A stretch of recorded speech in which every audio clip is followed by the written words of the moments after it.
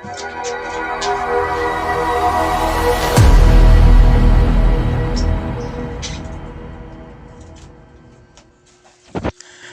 umaga no mga idol. So nandito tayo ngayon sa aking bagong order no. So titingnan natin kung gaano katibay itong na-order ko. Kakarating lang no. So yan po, binubuksan ko na po. Binubuksan ko na yung cover niya. So gamit ko pa rin yung mahiwagang kutsilyo no. Na-order ko nga pala to sa TikTok mga idol. Yung kung gusto niyo mag-order ng ganito, ito yung makikita lang po sa showcase ko no. Sa showcase ko lang to makikita lang doon. Mag-order ka, nandyan lang po sa showcase ko, makapamili ka na doon. Ang ganda nito idol oh. Yan. Gamit ko pa rin yung kutsilyo ni Magellan mga idol.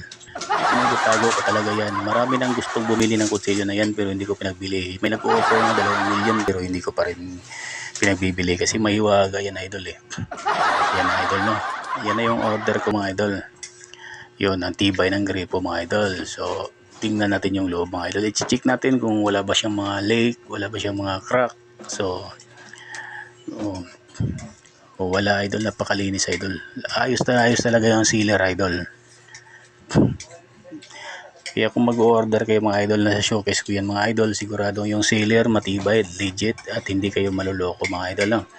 So yan po yung mga idol, napakatibay, walang crack. Ayos yung delivery rider natin mga idol, no? Mababuti at saka maayos talaga yung pagkakadala ng mga item idol. No? So ayun o, isusukat natin kung kasya ba to. Yan. So kasyang-kasya mga idol no. Yan. Ang ganda idol.